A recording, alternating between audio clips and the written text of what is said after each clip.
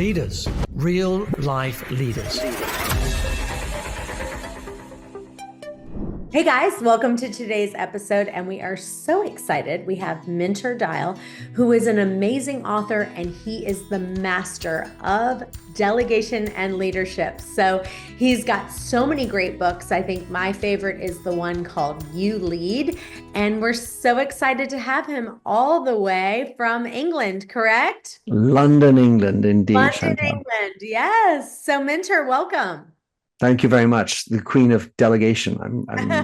Tell us a little bit about what you've done and what your leadership has brought and what you are excited to bring to the table today. I see the world in a very changing way. The modes of business, leadership, selling, marketing, everything is being turned upside down, not just because it's AI, but because a whole lot of people need or feel a need for a different style of life, for different relationships, for different needs and servicing from companies. In this world of massive change with so many different options, it can be very easy to be upended. So one of the things I try to do is be a guiding light, a lighthouse, if you will, to help people organize the way that they operate, help them to understand better who they are and be more effective, including using tools like AI. One of the things that you are a master of is humanizing AI. Talk to us about that. It's a glorious topic, and it's completely, fortunately, I should say, top of mind for so many people. AI is everywhere. Everyone's using it, even if they don't know it. And many people don't even know how it works underneath. But for sure, it's a powerful tool. It's a tool to, for example, be more productive and delegate certain elements that are really tedious and repetitive, and also to handle managing complex activities. But the issue is a lot of people do shortcuts. They say, well, it's quick, it's easy, it's effective, but it may not actually be representative of who you are or consistent with what you are as an organization and what you're trying to do with a company. So one of the things I promote is trying to figure out how to properly humanize the automation that's happening, which means, first of all, thinking about who you are as a human being, or if you're an organization, what is your culture and what does that mean? And how do you represent that in the behaviors, the words, the way you communicate through machines? So it's basically about understanding how to use and feel out who you are as a person and an organization and put that into code, ones and zeros. Give us some practical examples. If someone wants to do things with AI that humanizes them, give some examples of how you've helped companies take it where it sounds like a robot and now all of a sudden it just humanizes it. Well, there are many different cases, but I'll give you an example for easy case. You want to do some social media, you use ChatGPT or whatever and say, hey, listen, make me 15 great tweets or great LinkedIn posts with hashtags, use this link, and you use a smart query. It'll throw back a whole bunch of options. The humanizing piece in this case is to think about how to adapt the messages which are created by the machine to be more representative of the voice that you truly have. You can ask ChatGPT to say, hey, give me a funny post because I'm a funny guy. But we have different senses of humor. I mean, the British sense of humor, the American sense of humor, the French sense of humor, or I mean, even the north of France, the north of England. I mean, so what is the exact sense of humor that you want to have? And it's hard for the machine to perfectly get that right. So the very first idea is make sure you don't just copy paste whatever ChatGPT throws out, that you think about adding into it some part of your soul and making sure you're choosing the tweets that are proposed that are most representative of who you are and your voice. One of the things that I've seen, can you make it where you write back? Can't you say like, make this sound like me, or, make it where it's a lot, not professional, make it sound funny, or what are things that you would put in there? Well, this brings up I would call it a strategic point. And I talk about this with larger companies, is creating the machine that learns from an appropriate and proprietary data set where your voice, your style, your humor is integrated up front. So, hey, learn from me, which is going to be, for example, my books. I can upload my books, have the ChatGPT, or I like Perplexity, learn based on these books, this is my style. Now write for me a paragraph or 2,000 word article or whatever, based on the style that I've taught you is me. You can do this in different ways. You could, if you don't have books, you might have cartoons that you like. These are the cartoons I think are funny.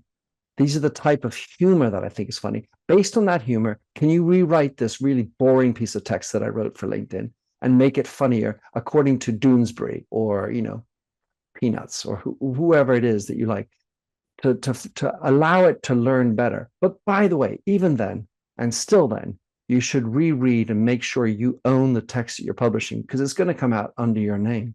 As far as AI goes, for people who are not familiar, I think everyone knows about ChatGPT. Like that's one that, like, if you were on Even our grandparents know about it now. yeah, yeah. It's like you go on, if you went on Family Feud and he says, name the 10 apps that are good for AI, ChatGPT would be number one. What else, though, are some of the ones that are really big players that people need to know and understand? Well, Chantal, there are a bunch of big players. I mean, my personal favorite is Perplexity .ai, which has a tremendous ability to provide a quick and easy answer all in one go. I use Perplexity now rather than Google. It's much more effective. Of course, it uses more energy to provide the answers, but it's much more direct and to the point. The second one that I like a lot is it's part of OpenAI, but I use Dolly, and I use that to make images.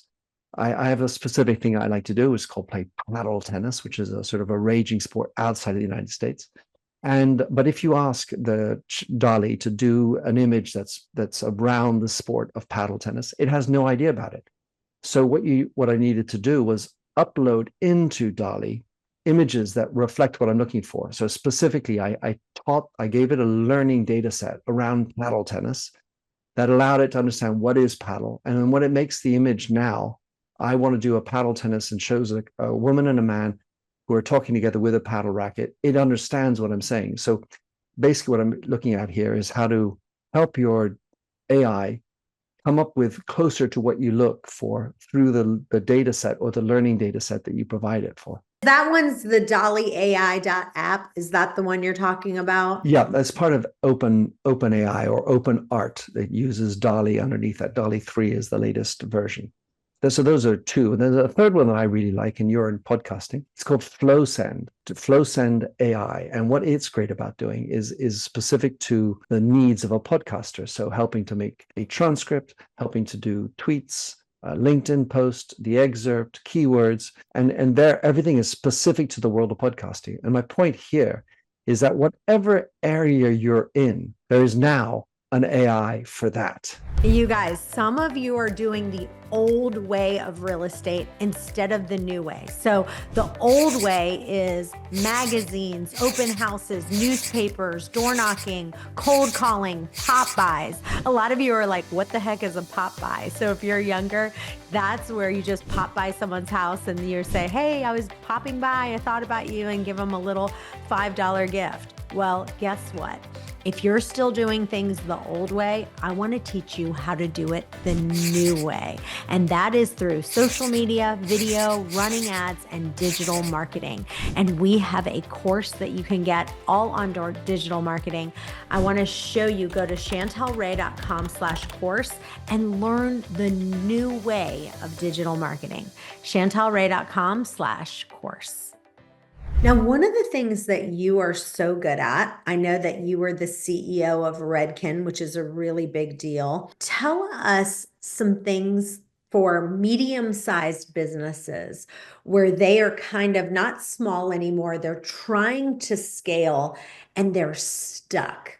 What would you give as your top 3 things that they need to do to be able to scale and take it to the next level? The first thing is basics. You need to have excellent product, excellent service, deliver on what you say, do what you say and say what you do, that kind of a thing. But the more, I would say, deeper and harder problem is finding the greatest talent to deliver that service.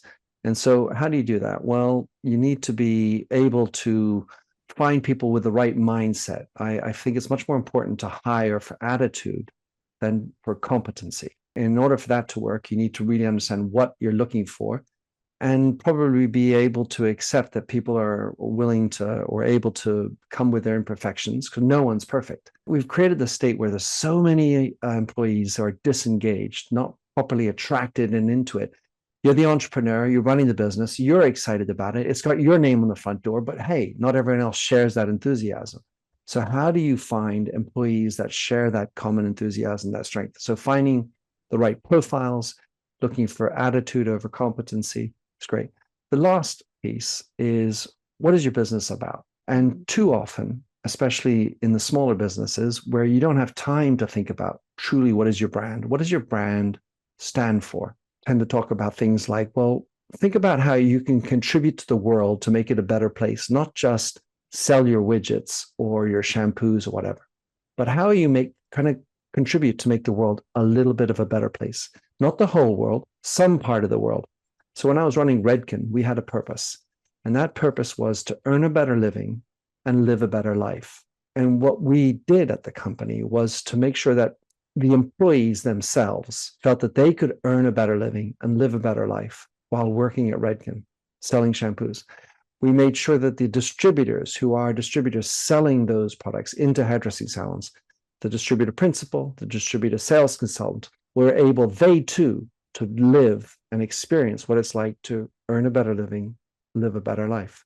Then you had the hairdressing salon, the owner, the stylists, colorists, they too needed to feel that they could earn a better living, live a better life.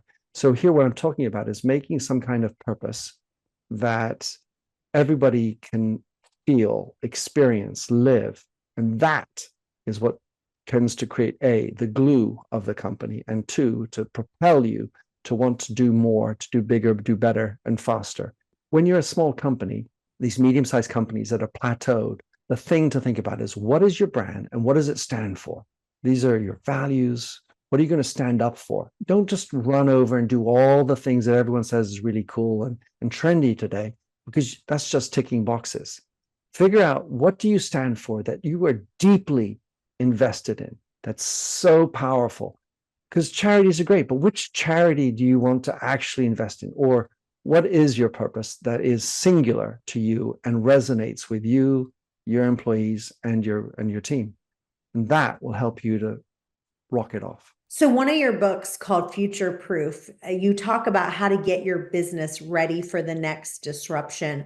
And I think that's really powerful, because in my field, in real estate, there was major disruption. And because That's for sure. what happened was there was a company out there called EXP, and it literally disrupted everything. What they did is they created an MLM model where every time you attracted another agent underneath you, you got a portion of the commission.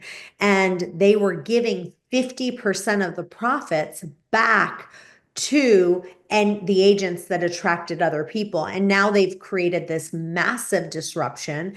And we ended up, as our company, we tried to copy everything that they did.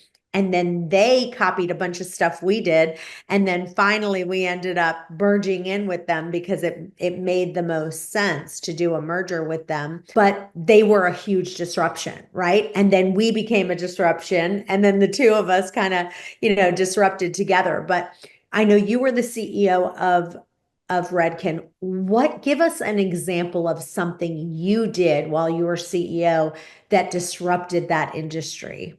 Fortunately, there are a bunch of them. Probably the one that stands out, and anyone who works at Redken or knows Redken, is that we are all about education. We invested at the time, I don't know the statistics today, but because back in the day, we were roughly a $400 million business, and we invested 12.5% on average of our revenues in education, compared to the industry average, which was 3.5%. And why was that interesting? Well, it allowed us to humanize our brand. As much as we're selling shampoos and bottles, these are very product-specific ideas, and they're great products. But all the products, even the competitors, had great products. What we wanted to do, we wanted to make sure that we expressed the humanity of the brand through our educators, which also allowed us to come alive throughout our organization, throughout the network, this idea of making their lives, making them earn a better living and live a better life. So specifically, we invested in helping our customers, hairdressing salons in particular, to earn a better living. Most hairdressing salons don't earn a lot of money. In fact, basically 90% are just at a razor's edge. So if you can help them to earn a better living, we're doing some great things. The education, help them to understand what is a P&L, how to get more profitability, what are the types of indices they should be looking at for their cost structure and everything. And then the second piece was living a better life. And so we would do in our education, the 12.5% was also dedicated to help hairdressers and our employees and our distributor sales salons to feel, for example, more confident or more at peace with themselves. So we literally, at the back of the end of the 1990s, we were talking about meditation to help everyone in our organization, the DSCs and the salons, to be more peaceful, more present. And this is a present for life, not just for work. If you know how to be more present with yourself on stage when you're speaking, making a wedding speech, talking with strangers at a dinner table, it doesn't have to be about work. We're actually making you live a better life 24/7 as opposed to just at work. And that is a big gift, a much bigger gift than just making you earn more money.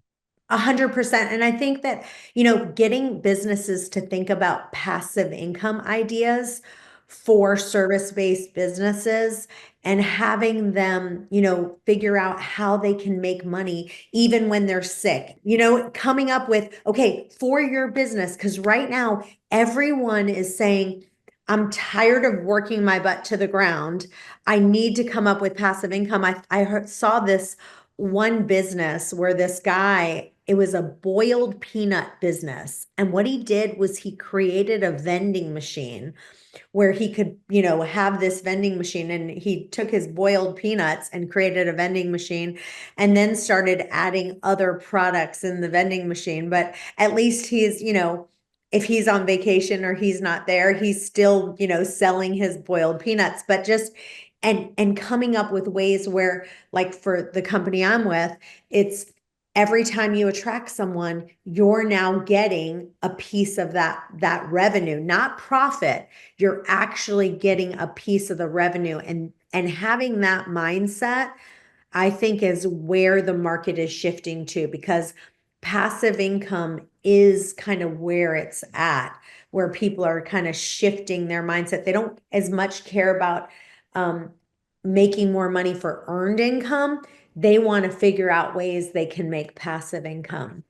Well, I totally understand that. I mean, like your vending machine is almost it's just like a store that with today is e-commerce, but it was a store that didn't need tending by a human being and cuts down costs. The idea of making money while you sleep is lovely for everybody. But a couple of things. First of all, the most important thing, in my opinion, is to find meaningfulness in your life. And you have two choices. You can either think that work can be meaningful, or you want to work to allow you to be meaningful elsewhere. And I have tended to preach the idea that work is meaningful and it can be wonderfully powerful and fulfilling to do work that's useful. So the bigger thought there is to think about, what are you doing that's meaningful, that resonates with you, and it's going to provide you a kick that's going to get you out of bed and feel good about yourself. So you're invested with this beautiful energy. What I'm doing is meaningful to me and is making the world a little bit a better place. If you get that right, then you can do many things, including having money that works, or revenues come in overnight. But just making money for the sake of making money, of course, it's necessary, and we want to make money, especially if I'm sleeping. How was a great idea.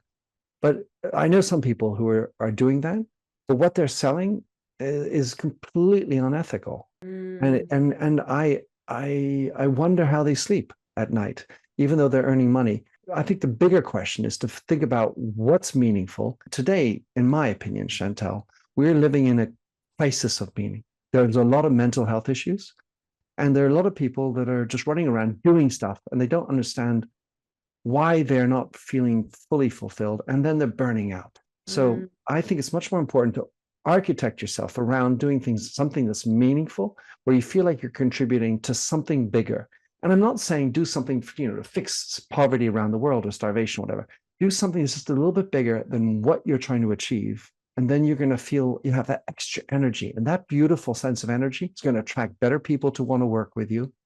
You're going to have clients that are going to understand that you are a really interesting human being doing things that are bigger than just making money for yourself. And I think that's the positive, virtuous cycle that I like to propose. As you guys know, my grandmother lived to 102 years old. She lived by herself and she died in her own bed. But the last 2 years, she needed help, kind of someone to be there kind of 24 hours a day. If you think about it, if you want to die in your own bed and you need help when you die, think about 24 hours a day times just $25 an hour to pay someone, which is low. 24 hours a day times 365 days, that comes out over $200,000. So you have to find a way that you can be making passive income so that you're at least, at a very minimum, making over $200,000 a year while you sleep. And so I give you some really great ideas. Go to chantelray.com/passive so you can watch the free webinar, and I give you tons of great passive income ideas. I love that. And I just want to reiterate what I just heard you say. And I just think it's so powerful. To find meaning in your work, you need to identify your personal values. You need to align them with your career. You need to be considering what causes do you care about? What skills do you enjoy? And how do you actively seek opportunities within your role or with your company? And what do you care about? And how do you contribute positively to those causes? And the way that you do that is figuring out, that goes with my book, Delegate Everything But Sex. Figure out what you love, what are you passionate about, and then start delegating all the other things that you hate to do. Including to AI, by the way. Yes, that's right. Well, this is amazing. You guys have to go check out Mentor Dial. He has a podcast actually that's called Mentor Dialogue, right? That's cute, kind of matches. And you basically need to go look for his books. He's got a book called You Lead. He's got Future Proof. He's got, I think it's called Artificial Empathy. Is that right? That's exactly right, about empathy and AI. Yes. And so he's got a lot of really great books that are amazing. You guys need to reach out to him and go check him out. Tell listeners where they can find you and where they can follow you. That's very kind, Chantel. So mentordial.com, fairly simple. I have this weird name, Google friendly. I have a YouTube channel. I'm on Instagram and other socials with mdial. And I just want to plug one other thing, which is my book and film, The Last Ring Home, which is a story about the Second World War. It's a personal story. It's a deep love story. It's also a reminder of what actually is difficulty and some strong values like courage and honor and love. And these are the type of values that I think we need in our society. And so I keep on plugging away at pushing for more empathy in our society and for in leadership, a better understanding of who you are as a person. That's You Lead. I love it. Well, you guys stay tuned. We've got another episode coming up in just a few. Bye-bye for now. Thanks for listening to this episode of Real Life Leadership. If you'd like to get the show notes or access more resources, log on to reallifeleaders.com/podcast to get the show notes from this episode and any other resources we might have mentioned. And also, we'd love to hear from you. Be sure to review or rate this podcast on Apple Podcasts to help spread the word. And if you have any leadership questions you want answered, email podcast@reallifeleaders.com.